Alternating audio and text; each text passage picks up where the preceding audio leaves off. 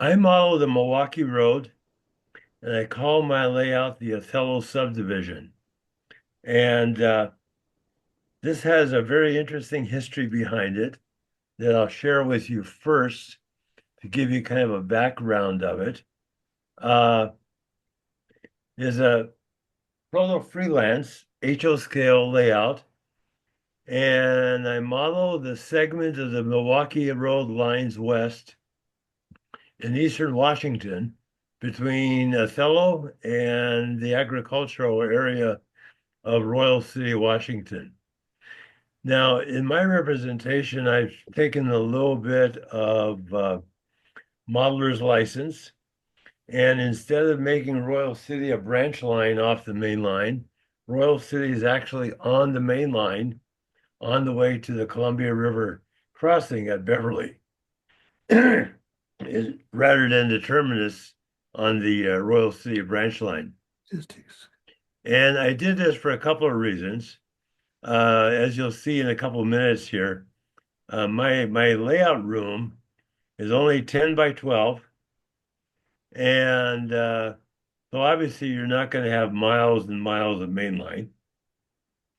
The actual distance between Othello and Royal City is about 15 miles.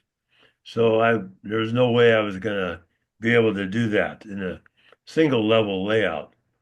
So I decided on having an, an around the walls type of layout that will enhance my switching possibilities, and it'll also promote continuous running and mainline operations.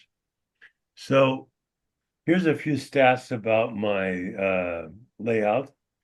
Like I said, the room is 10 by 12. The actual layout size is 7 by 12, 24-inch shelves.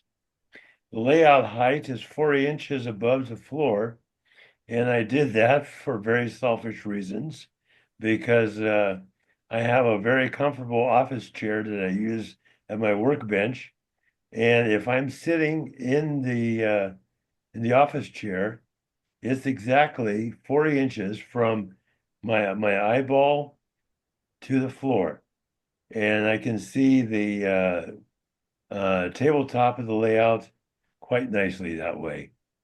My layout is controlled by NCE. I run that with a SB5, a smart booster, with tethered controllers. Recently, I've decided I want to experiment and play around with Wi-Fi controllers. So I've added a Wi-Fi Trax WFD30 Wi-Fi module, which will allow controlling my layout uh, through the Wi-Fi that's set up by the module and using my Y-Throttle cell phone app. As far as track goes, I've settled on Pico Code 83 Flex Track, and my turnouts are number sixes on the main line and number fives everywhere else. The frogs are controlled by Tam Valley frog juicers. So I've just about got all my track done, about 95%. The only reason it's not 100% because I'm trying to decide if I want to have if I want to extend a section of track in one corner of my layout, which I'll show you, uh, to either a longer interchange track or a further industrial track. Well, the jury is still out on that. Track wiring is 95% done.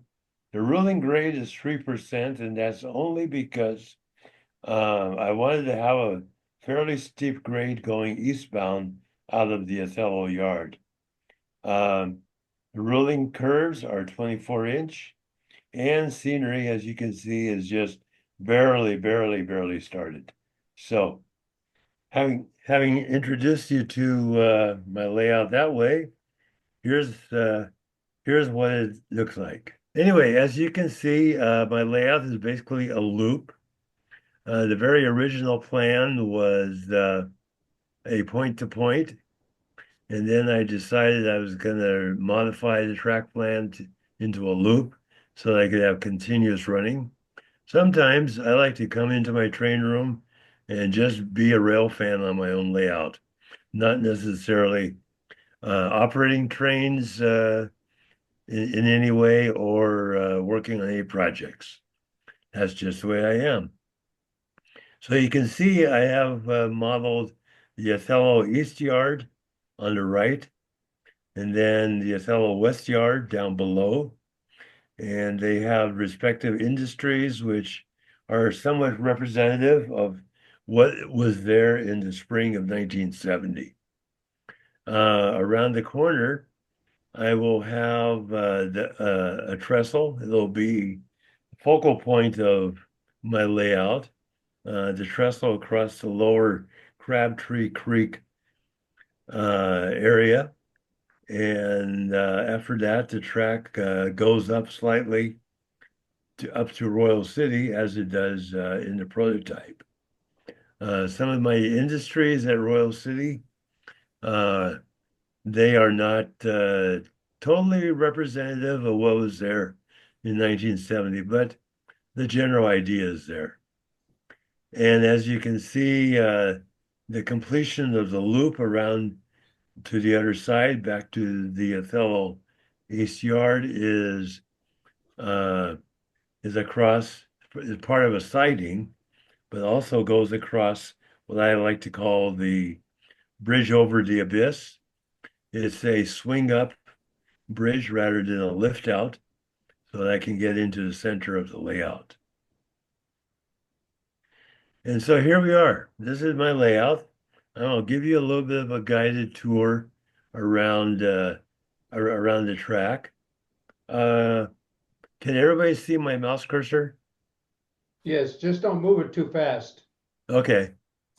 So this comes off of the bridge over the abyss, goes uphill a bit, and comes into Warden. Warden will be represented over here on the left by a power substation, which will represent some of the which will represent the power substation that provides power to the overhead. Uh, Othello was a division point back in the day. It was where diesel and steam locomotives got swapped out for electrics going westbound across the Cascades into the Puget Sound area, and then vice versa. Eastbound trains swapped their electrics out uh, for diesels or steam going eastbound. You can see here over on the right-hand side, you can see a spur up against the wall there. That's my interchange spur. That's the one I was talking about that I can't decide if I want to keep that as an interchange spur or maybe have some backdrop buildings. I'll make that decision here before too long. Also, I have a placeholder engine house with a Broadway Limited P5A sitting in front of it. That's my stand-in for a box cab, which made regular appearances at Othello, being ready to pull trains westward across the Cascades into the Puget Sound area. And the yard area here on the left, one of those tracks will be devoted to a icing facility. The other track will be a clean out track, which some of you must have uh, at any icing facility to prepare the car for icing. And then the last track will be a storage track. There's another shot of my P5A. And this is West Yard. This is the West Yard of Othello. And in the corner there, uh, I have a farmer's co-op. The green building in front is the farmer's co-op. The grain tower in back is the Othello Grain Company. You'll see close-ups of those in a few minutes, but you can see I've got quite a couple of storage tracks here and some locomotives that are being stored there for the time being. Here's another view of the West Yard. This area in the foreground, I'm going to eventually have a road here that goes along the front to the grain tower and the farmers co-op. And also I'm going to have some yard buildings here, like a section house, a yard office, and so on in the foreground. And here's a close-up of the farmers co-op and the grain exchange at Othello. Eventually, all my buildings will be illuminated. So for now, I've just illuminated the grain tower. I've used lighting from Evans Design. I like their lighting a lot better. To me, it makes a little bit more sense and has a little bit more flexibility than the Woodland Scenics lighting system. Also is a lot less expensive. Right now, I have those lights powered by a 9-volt battery, but eventually that will be modified to include a layout wide lighting and an accessory bus as part of my wiring. And here's another close-up of the part of West Yard. Russ, you might remember those two Bookie refrigerator cars that I bought from you many Oh, years ago, and they look right at home there by the co-op. yeah, great. And so now the track that you see going along the side here, that is where I'm going to have the Lower Crabtree Creek trestle, and the track curves around towards Royal City. Uh, People have asked me a lot of times, why did I choose to raise all my track so high on half-inch risers? Actually, there's a really good reason for that. If anybody has ever paid attention to the way they build right-of-ways in the desert, they always have them super high to allow for easy drainage due to rainwater. And so that's the reason why I have my track on half-inch risers in this area, so that I will eventually model the large slope and allow for storm drainage. And here is Royal City. This is going to be the industrial park at Royal City. I have a siding here, which is the second track in from where the refrigerator cars are. Uh, I'm going to have several industries here that my trains will be switched at. Uh, I have a couple of placeholder pieces of cardboard, which give me an idea of about how large the buildings are going to be. There's going to be an agricultural supply warehouse over on the top track, uh, over on the right-hand side. The main line is the second track down, which goes across the bridge over the abyss. You can see the bridge over the abyss is currently in the up position. and I'll tell you more about that later. The third track down from the top, that's part of the siding, and the reefer kind of blocks the view a little bit, but I think you can sort of see it where the spur begins to go downhill into the industrial park. At the industrial park, I'm going to have a couple of industries. Uh, if you can see the switcher way in the back there, that's going to be a fertilizer and seed supply house. And then the other track on the left will be a cold storage house.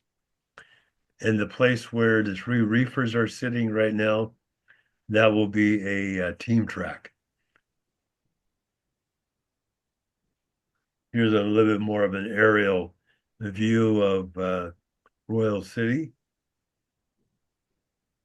You can see where the agricultural supply warehouse is going to be on the far right, and then the main line, and then the siding, which has a spur going off of it down to the actual surface where the industries are going to be. Here's another view of it.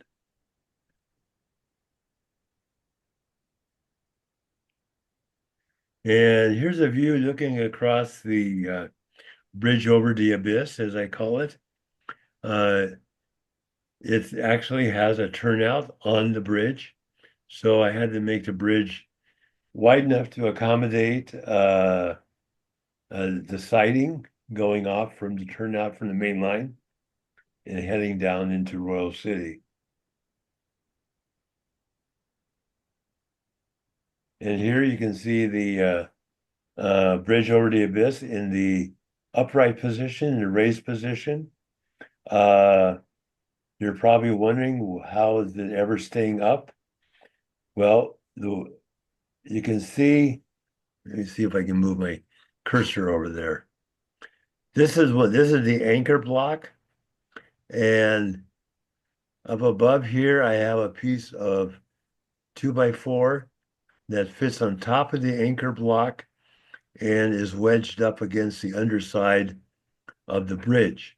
So there are hinges there that allow you to push the bridge up another half inch or so, and the wedge block comes down, and that will allow the bridge to come across to the other side of the layout. And here's the bridge in the lowered position. These hinges here anchored the bridge in place, and there's one on each side. So it was a bit of engineering involved to make sure that the track was level going across it, and at the same time, it was easy for me to raise and lower the bridge. That's why I've got seemingly a large number of handles on it. But if you were to see me raise and lower the bridge, you'd understand how those handles are used. Now, this is my control center. I call it my control center. There's my power pack and NCE smart booster. There are two cables going into the cab bus. The one on the right is the one that goes off to the cab bus up inside the cable cabinet. I call it a cable cabinet. And the other one, the shorter cab bus cable, goes off to the little box over here. You can see that. That is the Wi-Fi module that I've installed recently, and I use that for controlling trains through the app on my cell phone.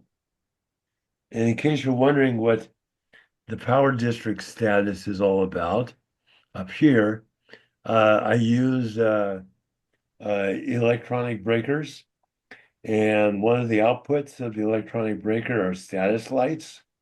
So I have two power districts on my layout, and appropriately called the Othello district and the Royal City district. And when the layout is operational, then these two LEDs here are lit. If there's a short circuit, the corresponding LED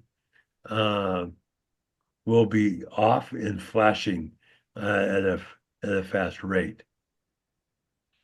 And this device over here, of course, is just a surge protector.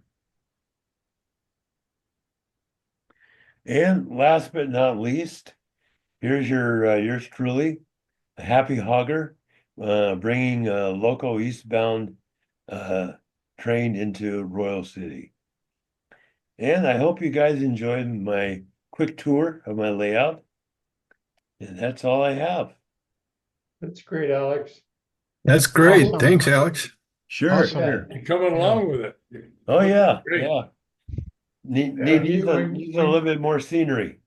When you get backdrop up, you'll be amazed at how much difference it'll make. Oh, I know. I'm really waiting for that to happen. That's So, great. does anybody have any questions? Your roadbed? Yeah, my roadbed is the white foam is the Woodland Scenics risers, and then I use cork roadbed on top of that. Thank you. Another question on your bench work or your foam. I notice you have a shelf all the way around the layout, about 3 or so inches wide, Uh-huh. and then the 2-inch foam butts up to that, and you've got an edge there. What's the purpose of that ledge? That ledge serves a couple reasons. Coffee cups. Serves a couple purposes. That's the top of my cable cabinet. Being disabled, as some of you might know I am, there's just no way I'm going to go crawling underneath my layout to run wiring. So I run all my track buses, all my wiring, and other buses along that cable, in the cable cabinet. And I bring the feeders from the track into the cable cabinet and make my connections there. But there's a flat base of board between the foam. I didn't see any cables there. I think what your idea is good for doing that. Yeah. Yeah. But You need there a is- place to put your glass of wine. Exactly. Yeah. So Alex, the handles on your fascia, that's to lower the fascia so you can get to the cables? Exactly. Yep. Okay. Yep. Exactly. When I had a friend of mine help me build my bench work, we kind of decided that without a lot of real fancy carpentry, the doors on the cable cabinet, you have to open them and close them in a certain order. It's kind of like a Chinese block puzzle.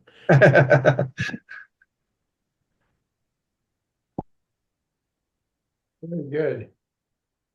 Okay. Well, thank you, Alex. We've got a lot to show here, so unless there's a last minute question, we'll move on. Okay.